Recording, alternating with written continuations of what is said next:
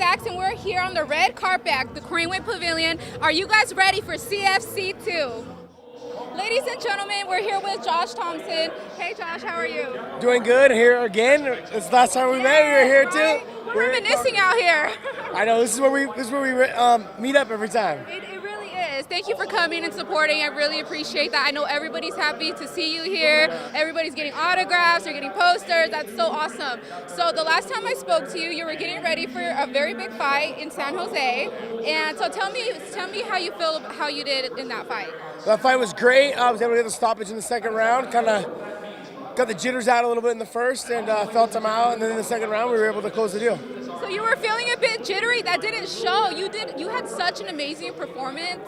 You know, since I signed with Bellator, it's just kind of getting that back into the flow of things with a new organization. Leaving the UFC, coming to Bellator, it's just you want to make sure you're performing, you're putting your best foot forward, and you're giving the fans what they want to see. It's a whole different demographic of fans, realistically, that you're viewing to. So, I mean, even though they're still like that 18 to say 35 men's demographic they watch, but a lot of the hardcore fans watch Bellator, and now we're trying to pull in those other fans that follow me around. Yeah. You know, so they followed me from Pride, from Dream to UFC to Strikeforce. Now they're following me to Bellator. So I want to make sure that those fans don't feel disappointed, like they lost something when I left those other organizations to come to Bellator. So for me, this is important for me to go ahead and put my best foot forward and make sure that I gave great performances. It really was a great performance, but what would you say are the biggest differences from an organization like UFC to Bellator?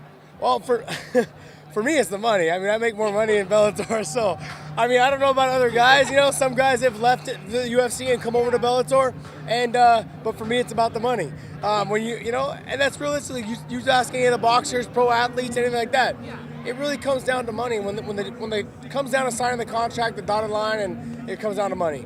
And as far as anything else goes, for me, I have a history with the promoter Scott Coker, who took over, at Bellator. And my history goes back. He used to run Strikeforce, and so now he's taken over Bellator. And my relationship with him is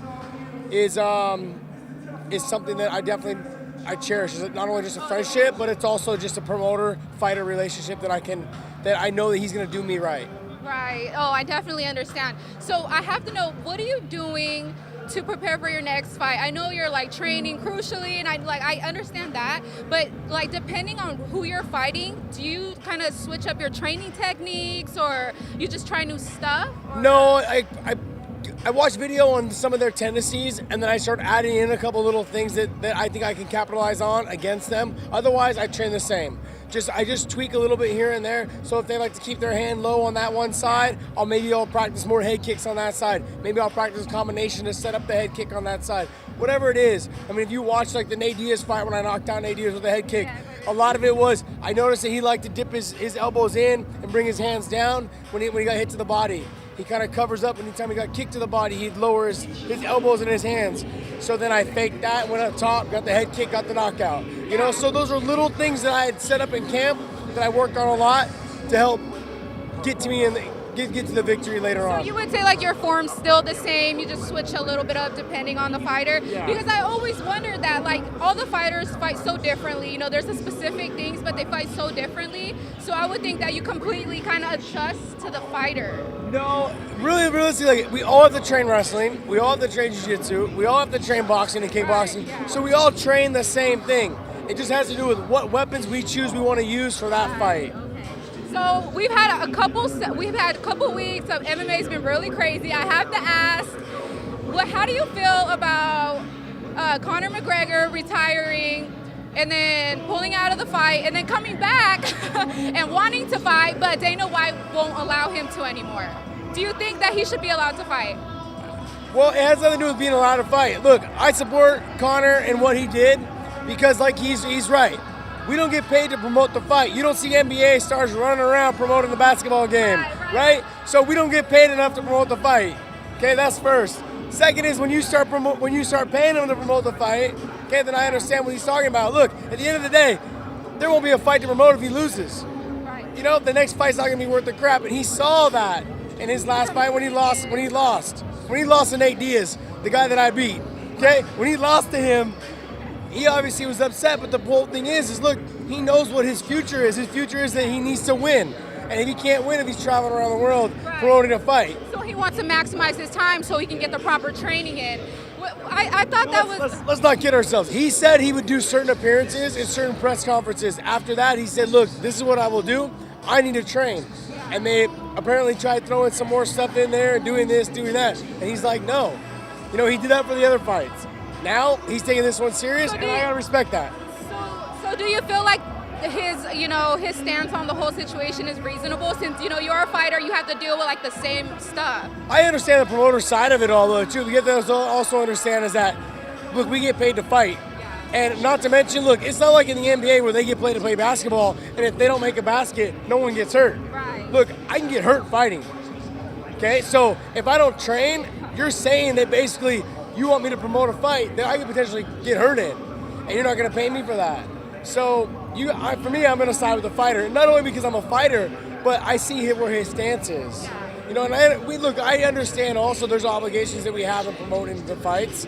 You know, otherwise we wouldn't have crowds like this. You take a look around; it's insane in here right now. You know, so I understand that fighters have to promote the fights, but at the same token, this isn't like baseball and basketball and things like that where we can get injured. You know, we can get hurt. Those guys can't. You guys have a risk. Like, you guys are fighters. This is a body contact sport. Like, you guys have a big risk every time you guys get in the ring, so that's definitely understandable. So I just want to ask you one more question about UFC 200. I'm like so excited to see DC and John Jones get in there. Who do you want to win? What are your predictions? Who do you think's gonna take it? To speak on my boy DC, if that bum comes, the one we saw last weekend fight, if that bum comes, DC gonna wipe the floor with his ass. Right? I'm telling you right now, shit.